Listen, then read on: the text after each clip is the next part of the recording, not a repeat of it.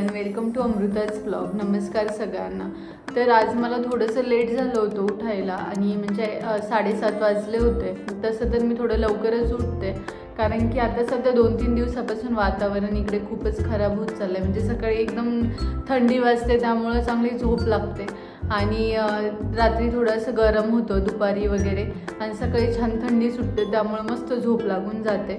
मग आज त्यांना सकाळी आवरलं, नाश्ता वगैरे करून दिलं, सगळं आवरलं आणि भाजी बनवून घेतली. म्हणजे एक शिमला मिरची बनवली आणि वरण बनवलं. म्हटलं पोळ्या काही गरम गरमच करता येतील ना. 3 वर्ष झालेत युनिट आहे, म्हणजे सगळे लोक सेमच एकत्र राहतात ते आणि सगळेजण आता एक एक एक एक चाललंय घरी.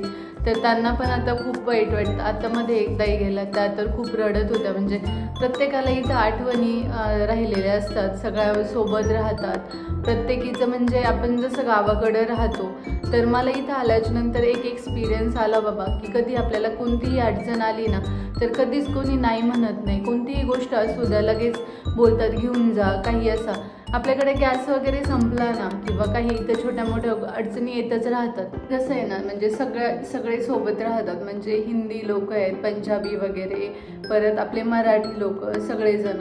आणि असं कधीच कोणी असं म्हणजे असं वेगळं वागत नाही किंवा कोणी काही नाही. सगळे समोर दिसले तर हसून बोलणार वगैरे आणि थोडंफार काही ना काही चालूच असतं. पण कधीच तसं कोणी म्हणजे आपल्याला जसं होतात भांडणं वगैरे हे ते त्या गोष्टी इकडे होतच नाही. म्हणजे असं मला तरी अजून एक्सपिरियन्स आला नाही.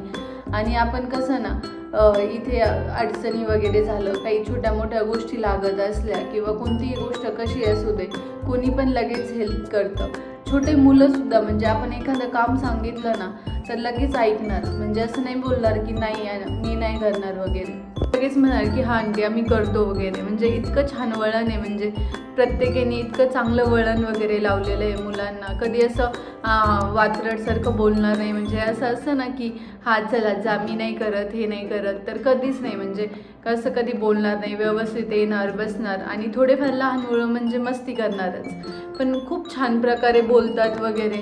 आपण काही काम सांगितलं तर ऐकणार वगैरे. आणि इथे तर आता तर आम्ही पण चाललो आहे नेक्स्ट पुढच्या महिन्यामध्ये. पण जेवढे मी ऑक्टोबरपासून राहिले म्हणजे 4 महिने राहिले, 4-5 महिने, तर खूप छान एक्सपिरियन्स होता. आणि आता जाताना पण सगळ्यांना असं वाईट वाटतंय. सगळ्या गोष्टी असं चालूच आहे की हा आता जायचं आहे वगैरे, त्यामुळं सगळ्यांची पॅकिंग वगैरे चालू आहे. तर आता जाणार आहे आमच्या शेजारच्या ताई, तर त्यासाठी मग तिथे शिवानीने आज पार्टी ठेवली होती की त्या जाणार आहे म्हणून.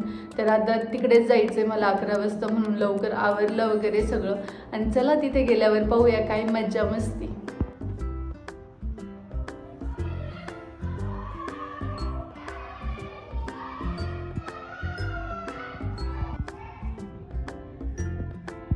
कपडे धुतले, सगळं आवरलं.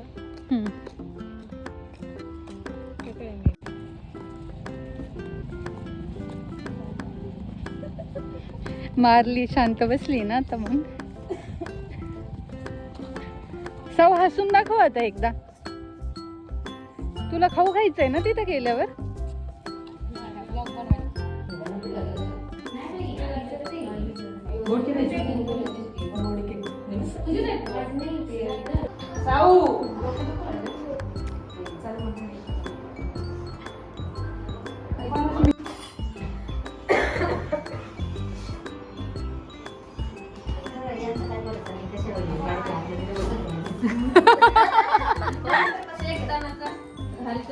तरडे हाणलं नाही तुला.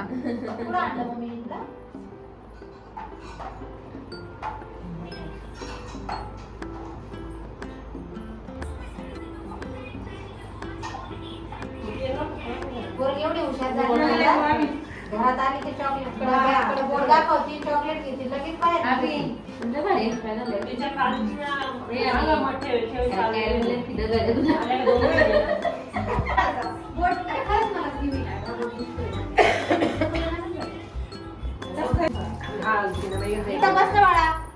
मम्मीच्या मांडीवर बसायचं.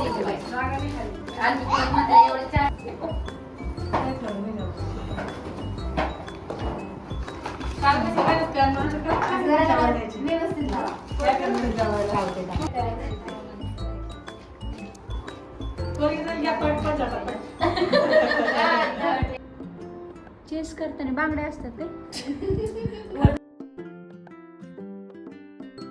काही नको त्याला तर एक, दोन. तुम्ही पण आम्ही आणते ना. कसली पाहिजे? स्टीलची.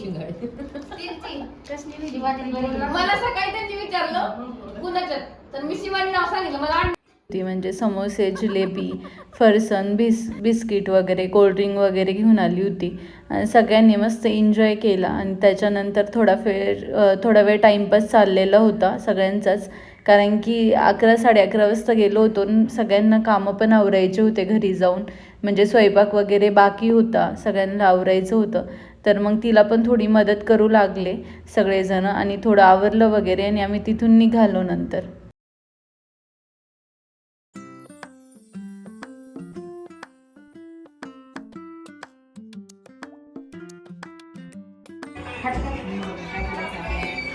इथं फोटो पण नाही चांगले ते कलरच्या स्लाईडमध्ये नाही दाखवा मला लगेच.